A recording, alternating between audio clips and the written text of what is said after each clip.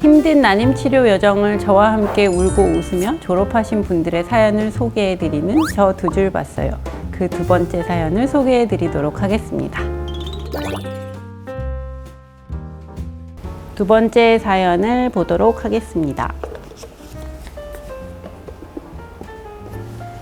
모든 일에는 때가 있는데 저는 꽤 멀리 뒤처진 느낌이었고 무엇보다 실패가 두려웠고 기약 없는 기다림이 힘들었습니다. 그럼에도 제가 포기하지 않고 다시 일어날 수 있었던 가장 큰 이유는 구하선 원장님이십니다. 임신은 그리고 타이밍은 그저 찾아드는 우연이 아닌 환자에 대한 책임감과 적극적인 맞춤 처방이 만들어낸 기적 같은 순간이었습니다. 되게 힘든 순간도 많이 있었고 주치인 제가 우리 이제 다른 방법 또는 포기까지는 아닌데 이 방법은 이제 아닌 것 같으니까 그만 해보실래요? 이렇게 말씀드렸는데 이분은 본인이 끝까지 하겠다고 말씀을 주셨어서 제가 오히려 이분에게 좀 용기를 얻고 배운 점도 많은 그런 사연을 가지고 계신 분인데 네, 이렇게 감동적으로 써주셨네요. 네. 구하선 원장님은 인간미가 있고 따뜻하고 상냥하십니다. 한결같이 긍정적이시고 응원을 많이 해주신 것도 수많은 지나가는 환자 중 한 명인데도 같이 고민해 주시고 공감해 주시는 것도 물심양면으로 도움과 위로를 주신 것도 말로 다 표현 못할 만큼 감사합니다. 네.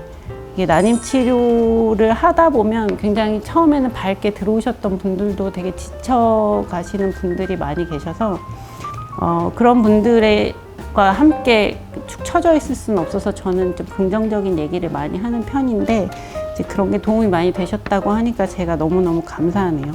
수많은 지나가는 환자 중 한 명인데도 같이 고민해 주신다고 하셨는데 사실 환자분이 많긴 하지만 저는 환자 한 명 한 명을 절대 그냥 보지는 않으려고 노력하고 있습니다. 착상 전 유전검사 후 기대 없이 들어간 진료실에서 정상 배아가 나왔다는 소식을 들었을 때 배아를 얻은 기쁨보다 원장님께서 더 좋아해 주시던 모습에 뭉클했던 기억이 아직도 생생하게 남아 있습니다. 사실 정상 배아 얻기가 쉽지 않은데 정상 배아 나오면 저희도 너무 기뻐요. 이식 후 배아를 믿어보아요 라는 격려의 말씀 덕분에 그 배아가 지금 건강한 아기로 제 뱃속에서 무럭무럭 자라고 있습니다. 이 순간이 아직도 기억이 나는데 정상 배아를 얻기는 했는데요. 그 정상 배아의 등급이 좋지는 않았었어요. 일반적으로 이제 더 좋은 등급의 배아가 있다면 뭐 폐기를 할 만한 정도의 배아였는데 손을 잡으면서 정상 배아는 힘이 있는 것 같습니다. 그러니까 우리 정상 배아의 힘을 믿어보자고 말씀을 드렸는데 너무 기적처럼 임신을 해주셨던 분이에요.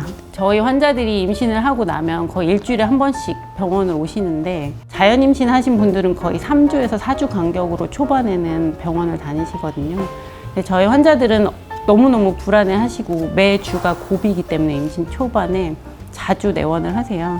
근데 저희는 사실 자주 오셔도 상관이 없는데 정작 본인들이 오시면서 너무 좀 미안하고 미안하다는 식으로 오시거든요. 전혀 그러실 필요 없어요. 왜냐면 그 과정을 같이 했고 얼마나 힘들게 임신을 하셨는지 알고 있기 때문에 그냥 편한 마음으로 오시면 될 것 같아요. 긴 여정을 함께 해주셔서 감사합니다. 그 고마움을 오래 간직하도록 하겠습니다. 네, 감사합니다. 보이지 않는 곳에서 도움을 주신 배양팀 연구원님들의 노고에도 감사드리며 새벽부터 고군분투하시는 베스트 오브 미의 모든 의료인과 원무팀 직원분들의 친절에도 깊이 감사드립니다. 난임센터 근무를 하다 보면 이제 난임 환자들이 얼마나 힘든지를 같이 공감하게 되는 것 같고 이제 저희가 사실 해드릴 건 친절한 응대 정도밖에 없을 수 있잖아요. 네, 너무 감사하게 우리 직원들은 그런 힘든 마음을 잘 알고 최대한 진료 이 현장에서라도 서운함을 느끼시지 않게 그렇게 많이 노력을 해주고 있는 것 같아서 제가 직원들한테 좀 많이 감사합니다. 네. 제가 이 사연을 읽으면서 진짜 눈물이 계속 줄줄줄줄 났던 것 같아요. 왜냐면 이분은 사실 제가 여기 있기 전부터 분당차에서부터 저와 함께 하셨던 분이거든요. 근데 이제 제가 개원을 하고 나서도 저를 믿고 따라와 주셨고, 결국은 이제 여기서 너무너무 좋은 소식을 전하고 졸업을 할 수 있게 돼서 제가 너무너무 기억에 남는 환자예요. 제가 정확히 기억이 나는데, 난임 기간이 거의 6년, 7년 되셔서 저를 찾아오셨었어요.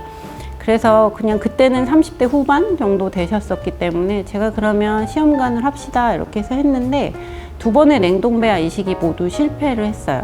정상 배아를 얻어서 이식을 하면 임신율이 좀 높아질 것 같아요 라고 말씀을 드렸고, 거기에 동의를 해주셔서 PGT를 진행을 했는데, 일반적으로 저희가 PGT를 검사를 보낼 때 아무리 낮아도 20% 정도는 정상 배아가 있는 것으로 이제 연구 결과가 나오고, 특히 30대에서는요 5개 보내면 1개나 2개는 나오는 걸로 돼 있거든요. 근데 이분은 5개를 보냈는데 모두 정상 배아가 없었어요. 주치의가 좀 딜레마가 있는 게, 계속 난자 채취를 하고 배아를 만들고 돈을 들이고 시간을 들여서 임신을 시도를 하는데 이식도 못 해보고 계속 지나가는 거잖아요. 그러면 이게 PGT가 여러 번 말씀드렸지만 꼭 정답은 아니거든요. 그래서 제가 이렇게 2번이나 다 열심히 채취하고 검사 보냈는데 정상이 없었으니까 우리 이제는 정상이 나올 거라고 생각하고 그냥 PGT 없이 넣어볼까요? 라고 했는데, 이 사연의 주인공께서 어떤 신념이 있으셨는지는 잘 모르겠는데 그냥 한 번만 더 해볼게요 라고 말씀을 해주셨어요. 근데 기적적으로 그때 PGT 정상 배아가 나왔거든요. 그래서 제가 PGT에 대해서는 확률 게임이다라고 다른 환자분들께 이제 말을 하면서 결국은 정상이 나오기는 하더라.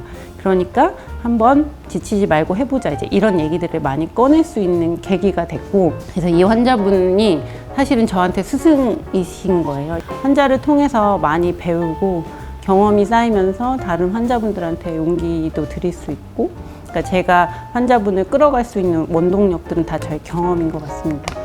그리고 이분이 자궁 근종이 있었어요. 일반적으로 자궁 근종은요, 아무리 과장해서 말했을 때 수백 개가 있어도 아기가 착상하는 자궁 내막의 모양을 변형시키지 않으면 임신을 방해하지 않는 것으로 되어 있거든요.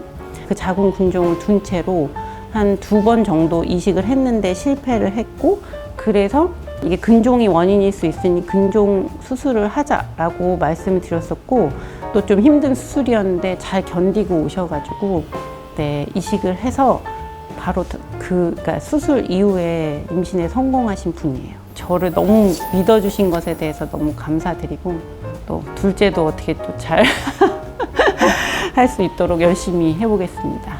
네. 근종이 자궁 내막의 모양을 변형시키거나 뭐 자궁 내막을 얇게 만든다거나 이제 이러면 임신을 방해하는 것으로 되어 있지만, 실제로 그 작은 근종을 제거하는 건 쉽진 않거든요. 왜냐하면 자궁 내막 근처에 있기 때문에 개복 수술로 진행해야 하는 경우가 많고, 이제 그 근종을 제거하면서 내막이 손상되는 경우가 많이 있기 때문에 저희가 그 수술을 되게 그냥 적극적으로 하고 오시라고 말씀을 드리기가 조금 어려운 상황인 경우가 많은데, 그러면 자궁 내막 근처에 근종이 있으면 임신율이 0%인가요? 물어보시는 거 아니에요. 그건 아닌 것 같아요. 그냥 자궁 근종이 없는 사람에 비해서 있는 사람의 임신율이 떨어질 수 있다, 이렇게 표현을 하거든요. 저희는 근종은 가임기 여성의 30-40%가 갖고 있는 양성 질환인데, 임신이 목적인 분들한테는 그러니까 증상이 없다면, 여기서 이제 증상이라는 거는 근종으로 인해서 배가 아프거나 뭐 생리량이 너무 많아지거나 이런 증상이 있으면 임신을 방해하든 안 하든 수술을 하는 게 맞는 것 같고, 왜냐면 그걸로 인해서 빈혈이 생기고 생활이 불편할 수 있으니까. 아무런 증상이 없는데 그냥 단순히 임신 때문에 이걸 수술해야 하냐 말아야를 물어보시는 것이라면, 아까 말씀드린 대로 자궁 내막, 아기가 착상하는 곳과 멀리 떨어져 있으면 전혀 수술하실 필요가 없어요.